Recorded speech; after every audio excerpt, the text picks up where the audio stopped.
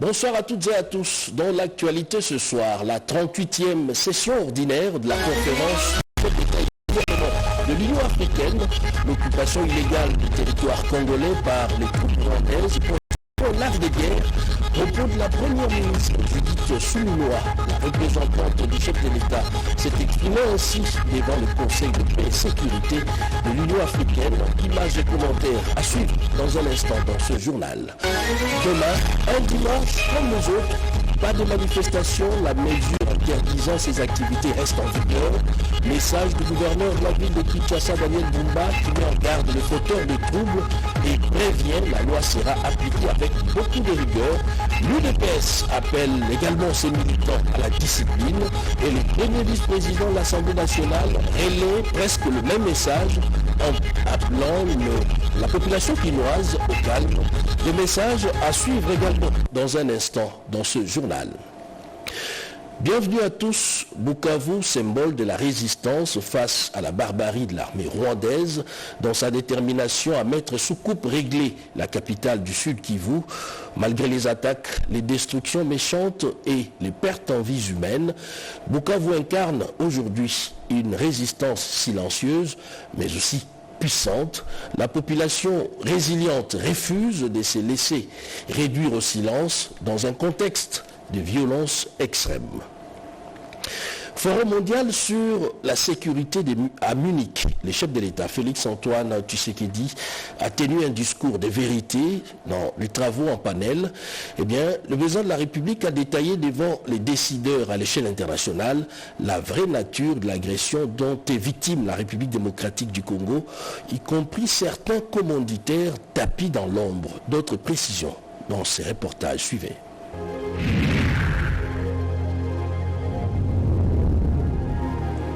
La crise sécuritaire et humanitaire en République démocratique du Congo était au menu des échanges à la conférence de Munich sur la sécurité internationale. Il était temps, diront certains, car ça fait 30 ans que cette tragédie perdure à l'ombre de l'actualité mondiale. La communauté internationale doit avoir le courage de résoudre cette guerre dont l'origine est connue. C'est la volonté du Rwanda de piller les ressources minières de la République démocratique du Congo et d'étendre son espace vital à l'est de la RDC. Voilà en résumé le discours de vérité que le président Félix Tshisekedi a tenu devant 2 panels de décideurs et d'observateurs avertis ce vendredi à Munich. Si nous laissons aujourd'hui un pays redessiner les frontières de l'Afrique par la force, qui sera le prochain? Quel sera le prochain territoire contesté? Quelle nation subira à son tour les conséquences de ce dangereux précédent? Il est temps d'agir. La République démocratique du Congo est un État souverain et comme tout État souverain, elle a le droit et le devoir de défendre son intégrité territoriale et de protéger son peuple. Face à l'agression qui nous est imposée, nous userons de tous les moyens à notre disposition pour restaurer la paix et garantir la sécurité de notre nation. Je le dis encore ici, nous n'accepterons plus que notre pays serve de champ de bataille aux ambitions prédatrices de certains de nos voisins. Nous ne tolérerons plus que nos ressources stratégiques soient pillées au profit d'intérêts étrangers, sous le regard complice de ceux qui se nourrissent du chaos. Bref, pour résoudre cette guerre, les dirigeants du monde connaissent la solution. Seul leur manque la volonté politique de mettre en œuvre des sanctions ciblées contre le régime de Kigali. Ceux qui se taisent se mettent debout pour réagir. Parce que se taire, il risque d'être considéré comme être complice de la barbarie qui sévit actuellement en République démocratique du Congo. Donc je compte sur chacune et chacun d'entre vous ici qui a le moindre petit pouvoir, soit de passer un message, ou soit de prendre une décision à son petit niveau, quel qu'il soit. Ce serait une contribution symbolique, une contribution qui apporterait peut-être des solutions au drame que vivent nos populations à l'est de la République démocratique du Congo. Concernant un éventuel dialogue direct avec le M23, le chef de l'État a été clair. il s'agit d'un leurre et d'une option impossible. Ce n'est pas une question d'ego, une question d'orgueil ou d'arrogance lorsque nous refusons de parler directement avec le M23. D'abord, la première raison, c'est parce que le M23 a massacré des populations et a bombardé des camps de déplacés où il y avait des femmes et des enfants. Ils ont été massacrés. Donc pour nous, c'est un mouvement terroriste. Et on ne négocie pas, on ne discute pas avec les terroristes. La deuxième raison, c'est parce qu'il y a le processus de Nairobi. Le processus de Nairobi règle la question des groupes armés. Et donc, le M23 étant un groupe armé, il est logé à la même enseigne que tous les autres groupes armés évoluant en République démocratique du Congo, et il doit avoir le même traitement, donc il doit rentrer dans ce cadre. La troisième raison, c'est parce que le M23 est un mouvement, j'allais dire, qui est vide de contenu. C'est en fait un supplétif du Rwanda. Le M23 est une sorte de paravent que le Rwanda met, mais en réalité, derrière, c'est l'armée rwandaise et donc le Rwanda qui se bat. La preuve de ce que je dis, c'est que dans le processus de Luanda en Angola, nous avons discuté avec le Rwanda. Si le Rwanda n'avait rien à voir dans ce conflit, pourquoi est-ce qu'il répondait aux invitations du facilitateur pour discuter avec la République démocratique du Congo ? Et enfin, c'était aussi l'occasion de démasquer la vraie nature de l'AFC, l'autre composante de la rébellion. Je n'ai absolument pas l'impression que l'opposition qui a pris les armes, qui a fomenté avec le Rwanda ce coup contre la République est dans son bon droit. D'ailleurs, la preuve, c'est que les vrais commanditaires se cachent. Et le vrai commanditaire de cette opposition, c'est mon prédécesseur, c'est Joseph Kabila. Mais il ne l'avoue pas, il n'assume pas ses actions. Il y a donc deux composantes de la coalition qui attaquent la République démocratique du Congo. D'un côté, les terroristes du M23, une coquille vide et une marionnette du Rwanda. De l'autre, l'AFC, une création de Joseph Kabila. Voici les deux facettes du mal qui veut détruire la République démocratique du Congo. Mais ils ne réussiront pas leur œuvre macabre, car le peuple congolais ne se laissera pas faire. La défense de la patrie est un devoir sacré.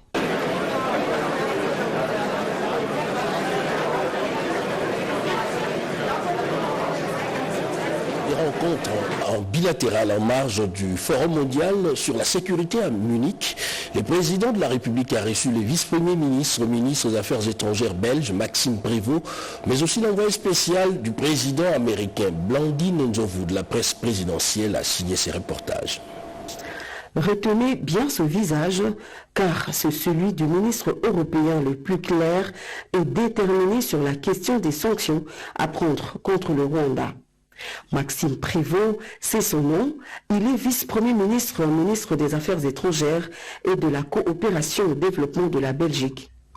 Il a été reçu ce vendredi en audience par le président de la République Félix-Antoine Tshisekedi Tshilombo en marge de la conférence de Munich sur la sécurité internationale.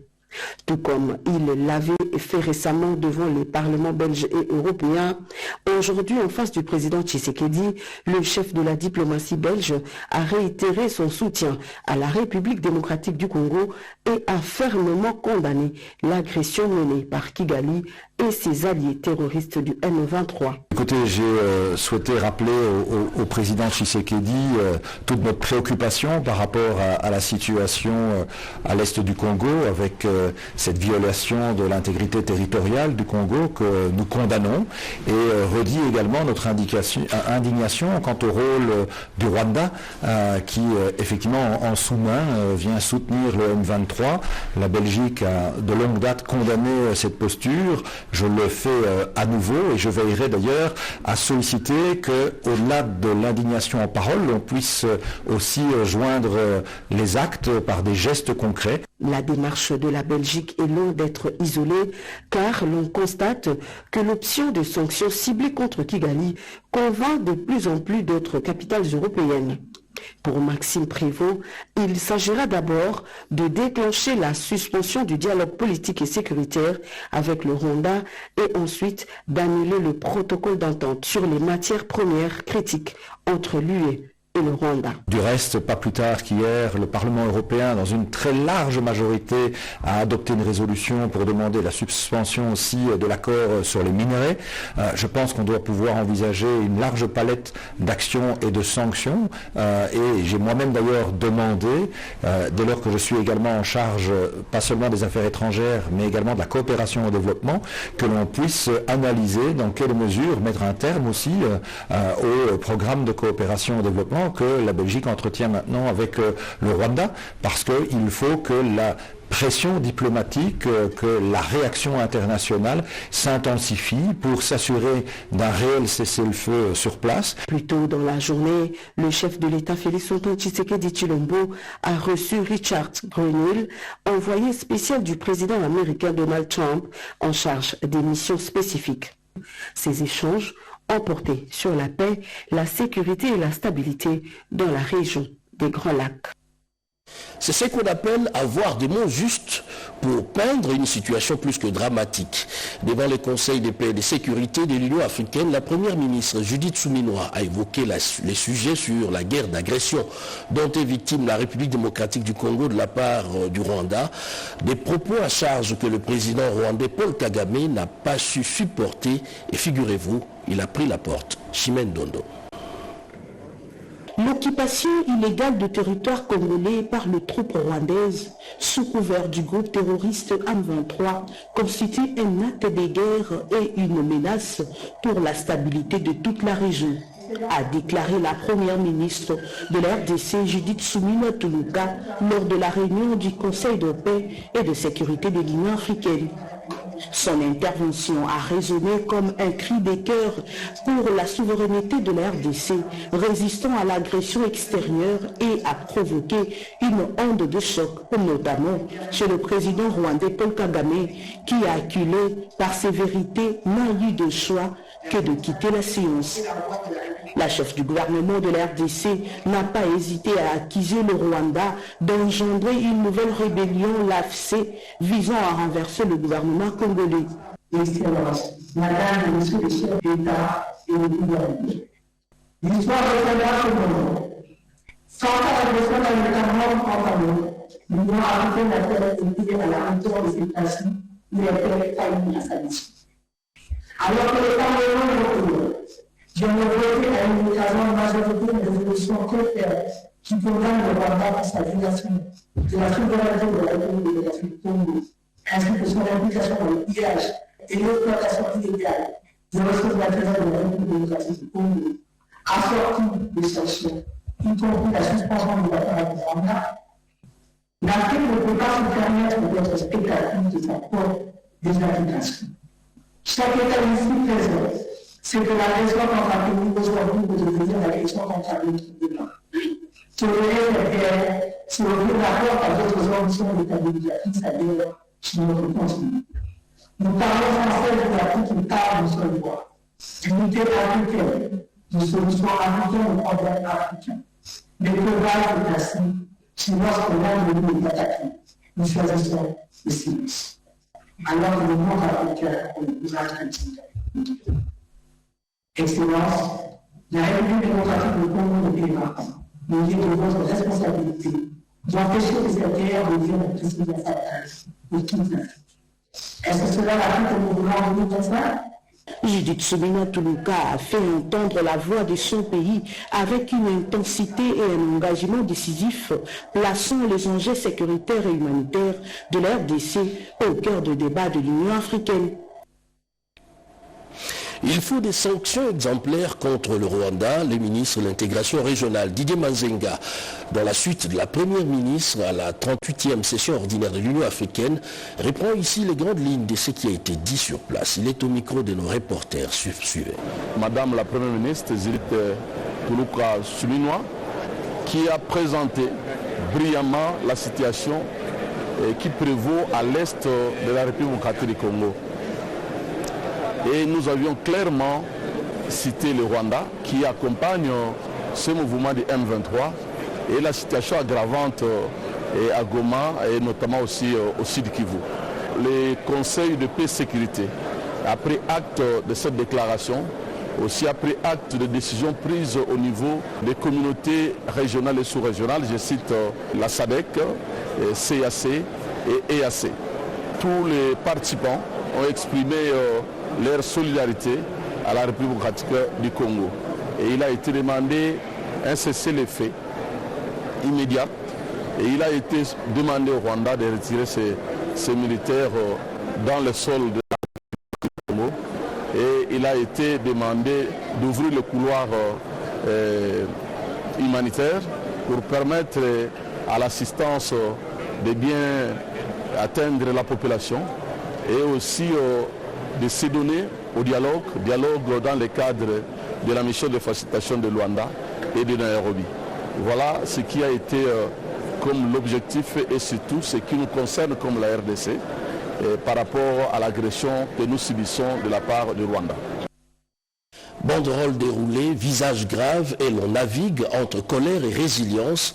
Eh bien, les Congolais des Guinée équatoriale ont fait entendre leur voix. Doris Mozo-Tamboué nous en parle dans ses commentaires. Suivez. La communauté congolaise de la Guinée équatoriale a manifesté en guise de soutien au FARDC et au président de la République Félix Antoine Tshisekedi Tshilombo. La République démocratique du Congo, attaquée depuis plusieurs années par le Rwanda, connaît un pillage systématique de ses ressources et des viols des femmes et de jeunes filles. La communauté congolaise de la Guinée équatoriale s'est réunie pour remercier le président en exercice de la CEAC pour avoir convoqué des réunions pour faire face à la crise humanitaire et à ce conflit armé. Le président de la communauté congolaise salue le sommet de chefs d'État et de gouvernement de la CEAC à Sipopo et au cours duquel tous les chefs d'État ont fermement condamné le Rwanda pour avoir attaqué la République démocratique du Congo et lui ont ordonné de quitter les territoires de la République démocratique du Congo. C'est une manière de s'encourager les uns et les autres. Nous nous ressentons très touchés par cette solidarité, a conclu le président de la communauté congolaise. Il s'agit d'une manifestation pacifique que la communauté de la République démocratique du Congo résidant dans cette capitale du pays a réalisé au centre culturel équato-guinéen de Malabo avec des petites banderoles appelant à la fin de la violence dans leur pays. Après plusieurs allocutions, ces Congolais se sont rendus à l'ambassade de leur pays où ils ont remis le message de félicitations à l'ambassadeur Jocelyne Kabengele Lukundula afin qu'elle le transmette ensuite au président de la République de Guinée équatoriale, Teodoro Obiang-Nguema Mbasogo. Et parmi les voix qui s'élèvent pour condamner l'agression rwandaise, l'on note celle du premier vice-président de la Chambre basse du Parlement, Isaac Jean-Claude Tshilumbai.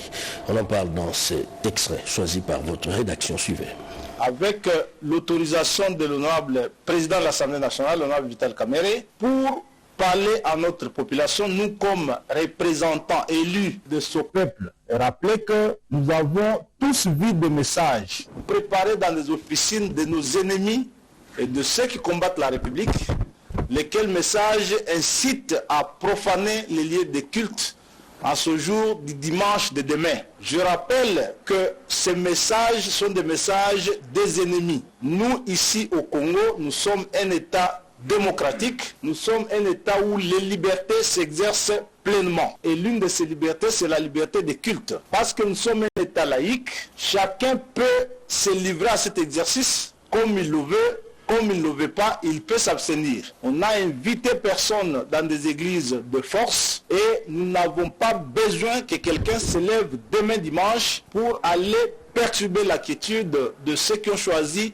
déglorifier leur Dieu. Et cela concerne toutes nos églises, l'église catholique, les églises protestantes autant, l'islam, les églises de réveil. Parce que le droit à la différence est l'un de nos droits consacrés, il est autant consacré par notre constitution. La tolérance, elle est une règle d'or dans la démocratie. Et donc, il faut que demain, tous ces gens qui lancent ces messages les arrêtent dès ce soir et que nous insistons auprès de notre population que chacun se rende à sa prière comme d'habitude. Je le ferai autant et je vais aller à ma messe du matin et que notre population doit rester vigilante pour que tout celui qui tenterait de perturber la quiétude des lieux de culte soit interpellé, jugé et condamné sévèrement. Et cela vaut autant pour le respect dû aux serviteurs de Dieu, qu'ils soient catholiques, protestants et autres. Nous refusons donc d'exprimer nos différences par la violence. Et ce que j'ai dit est aussi la culture de notre président de la République. Et donc, il n'est pas de notre ADN et de notre culture de recourir à la violence pour exprimer nos différences et nos mécontentements lorsqu'il y en a. Nous vous demandons donc de rester calme, de ne pas subir l'influence de ces messages de nos ennemis, ceux qui agressent le Congo, qui sont aujourd'hui en train d'utiliser certains esprits faibles parmi nous pour tenter de créer la psychose dans la population. Et demain dimanche, une journée ordinaire, pas de marche, la ville, l'autorité provinciale est formelle. Ici à Kinshasa, eh bien, la discipline, c'est le mot d'ordre lancé par le secrétaire général de l'UDPS aux militants du parti présidentiel. Alain Bikaï nous en dit un peu plus. En chef des troupes, le secrétaire général, faisant office du président intérimaire de l'UDPS, a saisi l'occasion pour recadrer les responsables des parlementaires debout, des communicateurs et des motocyclistes. Sur un ton ferme, Augustin Kabouya a conscientisé les responsables de ces structures informelles du parti sur les enjeux de l'heure. Dans un contexte d'invasion rwandaise sur les sols congolais, les membres de l'UDPS ne peuvent pas se comporter comme des électeurs libres ou des membres des partis de l'opposition, a-t-il insisté. Selon Augustin Kabouya, toute manifestation populaire ou déclaration publique doivent requérir l'autorisation préalable de la hiérarchie du parti, sinon tout celui qui s'hasardera à s'attaquer aux édifices religieux ou insulter les responsables des institutions sera considéré comme l'ennemi de la République. Il répondra de ses actes devant les instances compétentes. Situation sécuritaire, Bajeraka Yango, Naboke Binyonso. Bokoki Kosala Makambute, puisque Bino Bolingi Kosala Yango. Ce qui est mon moutoiseau, ce qui est Tozo Sala marche. Il faut omettre tout na weba. Concernant les cadres qui étaient dans la fronde, qui veulent retourner au Bercail, le numéro 1 de l'UDPS a interdit les attaques contre ces derniers. Pendant cette période, un vrai combattant de l'UDPS doit collaborer avec les services de sécurité et soutenir les efforts du commandant suprême des FARDC et nos vaillants combattants au front. Ils sont arrivés dans la province de l'Ituri, le ministre de l'Industrie Louis Watoum et le vice-ministre de la Défense Sami Atoubango. L'objectif est de mobiliser la population face à l'agression rwandaise. D'autres activités déployées par les deux membres du gouvernement à travers ces commentaires. Vendredi 14 février 2025, Bunia, capitale de la province de l'Ituri, a accueilli deux figures du gouvernement congolais, le ministre de l'Industrie et du Développement des PME, Louatum Kabamba, et le vice-ministre de la Défense, Samuel Adoubango. Leur présence dans la région vise à évaluer la situation sécuritaire et humanitaire, deux enjeux majeurs dans cette partie du pays marquée par des tensions et des violences récurrentes. De leur arrivée à Bunia, la délégation gouvernementale a été chaleureusement accueillie par les autorités provinciales. Un moment de solidarité et de coopération qui a été suivi d'une visite de courtoisie auprès du gouverneur de la province, le général Johnny Lubuya. Ce dernier a exprimé sa gratitude face à la présence des ministres, soulignant l'importance de cette mission pour le rétablissement de la paix et la stabilité dans la région. Pendant leur séjour dans cette partie du pays, plusieurs activités sont au programme, notamment le Conseil provincial de sécurité, la visite du territoire des Djougou, théâtre des tueries et des violences qui ont défiguré la région ces derniers mois, des consultations avec diverses communautés locales et tout toutes les couches sociales pour recueillir leurs préoccupations et avis sur la situation sécuritaire et humanitaire. Cette visite ministérielle s'inscrit dans un contexte où la paix et la sécurité demeurent des priorités absolues pour le gouvernement, avec espoir que l'Ituri et d'autres provinces de la RDC, longtemps ravagées par des conflits, puissent retrouver la stabilité et le développement tant attendus. Les messages se multiplient pour appeler les Quinoises et Quinois à la retenue. Demain, c'est une journée ordinaire, c'est les dimanches comme tout autre. Et parmi ces voix, l'on note celle du ministre de la Communication et Médias, porte-parole du gouvernement, Patrick Mouyaya. Suivez. Nous avons tous suivi le président de la République. Le 29 janvier, il avait dit que notre colère était acceptable, mais que nous ne devions pas exprimer notre colère dans des actes qui peuvent être répréhensibles. Ici, je voudrais spécifiquement m'adresser aux jeunes de Kinshasa. Parce que nous avons lu, on a vu qu'il y avait des réactions de colère, compréhensibles d'ailleurs, lorsqu'on a vu les images de nos pères de l'Église catholique et protestante avec ce que nous considérons comme des ennemis. L'Église a vocation de travailler pour la paix. Et donc aujourd'hui, il faut considérer que l'œuvre de prêtres s'inscrit dans le cadre de la recherche de la paix, tel qu'ils en parlent, le pacte social pour la paix, et une démarche qui a été présentée au président de la République. Et donc il est hors des questions que même si nous pensons, même si nous avons raison d'estimer qu'il ne devait pas serrer les mains aux ennemis, mais il faut considérer que c'est aussi cela, la démocratie ou la marche pour aller vers la paix. Les églises, les lieux de prière sont des lieux sacrés.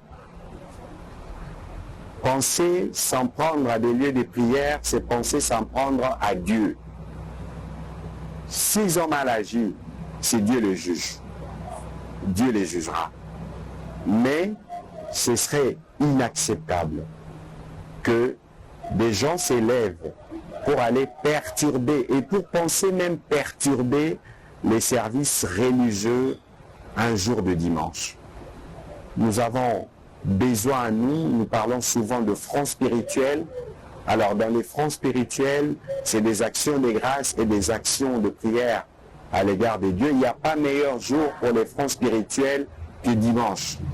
Alors ne désacralisons pas ces jours-là, parce que il y a des gens qui pensent qu'il faut passer par des actes qui sont intolérables. Restons dans la ligne du président de la République et dans la ligne du gouvernement. Revendiquons ce que nous souhaitons par la paix et par des moyens pacifiques. Les prêtres auront l'occasion, quand ils auront terminé leur consultation, de s'exprimer, et en ce moment-là, on pourra justement voir la pertinence et le sens de leur démarche auprès de ceux que nous considérons comme des ennemis. Et dans un autre chapitre, la convention de l'UNESCO sur l'enseignement technique et professionnel, la RDC y a souscrit. Eh bien, les sujets étaient au centre des échanges entre le ministre de la formation professionnelle et les directeurs pays de l'UNESCO. Nadine Kilocho pour les détails.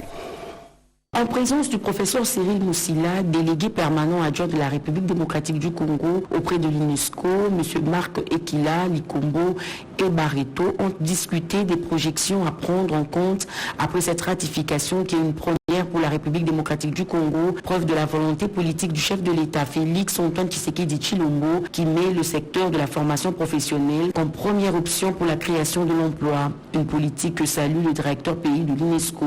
La convention vient d'être ratifiée. Nous aurons besoin de faire le dépôt des instruments de ratification au niveau du siège de l'UNESCO. Et ensuite, on a besoin maintenant de commencer à travailler en ce qui concerne la suite. La coopération avec l'UNESCO est maintenant renforcée, mais aussi les opportunités pour la RDC d'accroître la coopération internationale en ce qui concerne la formation professionnelle et pour mieux développer son système d'enseignement et formation technique et professionnelle. Pour le professeur Cyril Moussila, délégué permanent adjoint du gouvernement, cette ratification fait de la RDC le 6e pays au monde qui va apporter beaucoup plus au pays, surtout en termes de financement des projets. Coup sur coup, la RDC vient de ratifier une convention. L'année dernière, c'était la ratification sur la culture et cette année, c'est la ratification sur l'enseignement professionnel. C'est un grand plaisir. C'est un grand plaisir de savoir que notre pays concrétise de façon très très pointue la coopération entre l'UNESCO et son gouvernement pour l'intérêt des Congolais. Pour rappel, la République démocratique du Congo a ratifié la Convention de l'Organisation des Nations Unies pour l'éducation, la science et la culture sur l'enseignement technique et professionnel en ce mois de février. L'annonce officielle a été faite le lundi 10 février sur les antennes de la télévision nationale congolaise. C'est la fin de 20h de ce week-end. Serge Merlin-Mata revient à 23h pour la suite de l'actualité. Dans l'entretemps, l'actualité continue sur nos plateformes rtnc.cd, mais aussi sur YouTube et Facebook. Bonsoir chez vous.